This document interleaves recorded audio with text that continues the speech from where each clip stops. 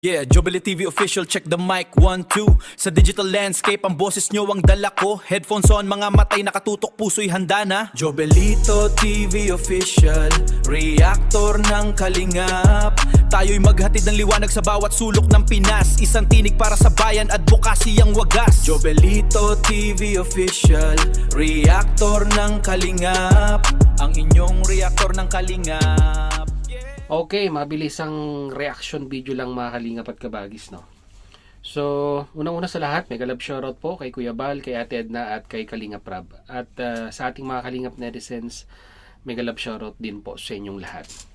So, ito na nga mga kalingap at kabagis, usapang bembangan ang re-reactionan natin ngayong araw na ito, mga kalingap at kabagis. Dahil napanood ko po, no, yung live ni Bro Marsano na kung saan ay nire-reactionan niya po, no, yung isa sa mga dating kalingap reactor na kung saan ay parang galit na galit, mga kalingap at kabagis, no, dito po sa isa sa mga kalingap partners, no, na si G. Lumags, na kung saan ay parang hindi niya nagustuhan yung naging sagot ni G. Lumags sa kanyang mga live streaming, no, patungkol nga po dyan sa issue ng bembangan.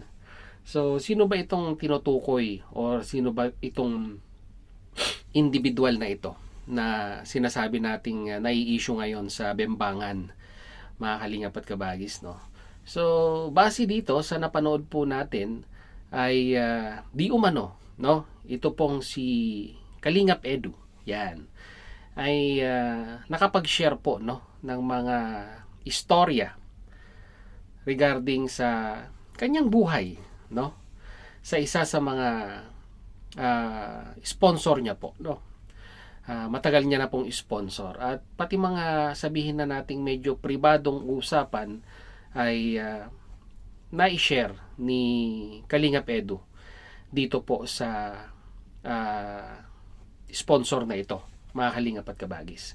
Siguro dala ng sobrang pagtitiwala at matagal nang nag-i-sponsor sa kanya ay hindi na bago yung mag-share ng mga personal details at personal na istorya dito po sa sponsor na ito, mga kalingap at kabagis. Kaso nga lang po, ang lumalabas base po dito sa reaction video ni Bro Marsano ay parang ito pong mga detalyeng ito, no, ng mga personal na conversation between sponsors at dito po kay Kalingap Edu ay naikwento din, di umano, mga kalingap at kabagis, ng sponsor dito po sa mga reactors na umalis, no, dito po sa community ng Kalingap. At ito nga po ngayon yung nagiging usap-usapan, mga kalingap at kabagis, no? Ito ngayon yung nare-reactionan at ito ngayon yung sabihin na nating ika nga'y ibinabato nila dito po kay Kalingap Edu. Okay? So, ang ganang sa akin lang, unang-una sa lahat, di ba?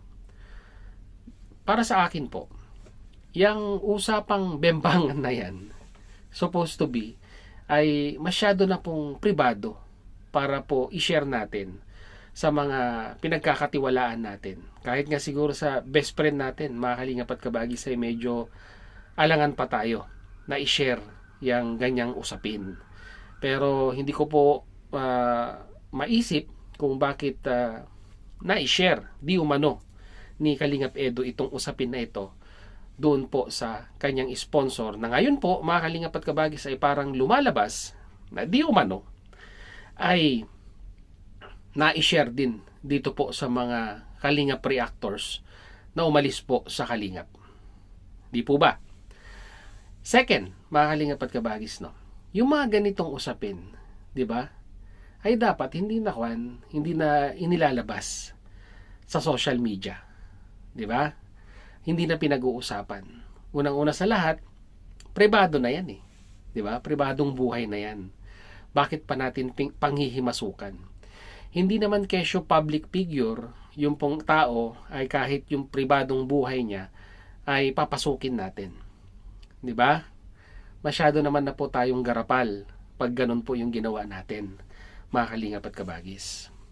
At saka pangatlo, mga kalingap at kabagis, big deal po ba yung ganito na usapin na bembangan, mga kalingap at kabagis?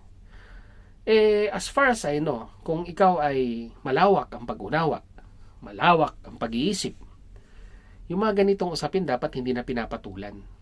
Di ba? At hindi na kino-content. Kasi, once upon a time, or hanggang sa ngayon, mga kalingap at kabagis, ay ang bawat individual na meron pong karelasyon, kahit sabihin nga natin walang karelasyon ay nakakaranas ng ganito. Di po ba? Lalong-lalo na sa may mga asawa, sa mga may partners, ay hindi bago sa kanila ang bembangan. Di po ba, mga kalingap at kabagis? Kaya ang ganang sa akin lang, hindi na dapat gawing big deal. Kung marami man siyang nabembang, di ba? Kung wanto sawa man ang kanyang bembang, para sa akin, hindi na po big deal yun, mga kalingap at kabagis. Personal na buhay niya na yun at dapat hindi na po ibinabandera, lalong-lalo na, ng ibang tao. Tama ako o mali, mga kalingap at kabagis? Di ba? Patunay lamang po ito na talagang sukdulan na po ang for the views at for the content at may mapag-usapan lang. And at the same time, ay masyado na pong garapal yung sabihin na nating pagyurak sa pagkatao po ni Kalingap Edu. Siguro mga kalingap at kabagis, no, ipaparinig ko po sa inyo yung video clips doon po sa live ni Marsano TV, mga kalingap at kabagis. At kayo na ang humusga kung ika nga'y dapat pa bang isa publiko yung mga ganitong usapin, mga kalingap at kabagis, no. At pagkatapos po nun, ay inaanyayahan ko po kayong mag-comment sa ating comment section kung ano naman po ang inyong masasabi, opinion, reaction, syempre po dito sa napag-usapan natin at nireaksyonan natin ngayong araw na ito.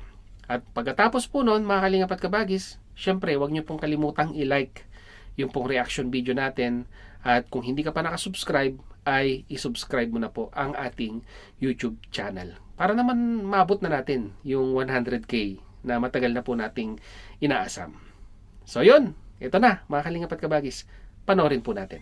So, alam mo yun, that's a human nature na hindi naman dapat na, kasi parang ang sa kanila, pag nakipagbembangan ka, tapos siyempre, ginagawa naman ng iba yan guys Kumbaga tawag yan, one night stand, no?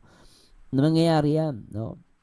So, kahit hindi mo, wala kang karelasyon minsan, nagkatinginan lang kayo, kayong dalawa sa kwarto, yari na may mangyari talaga. Pero sa akin, personal issue yun na hindi dapat inilalabas. Na ngayon, it seems na itong information na to galing dito kay Mami Lydia.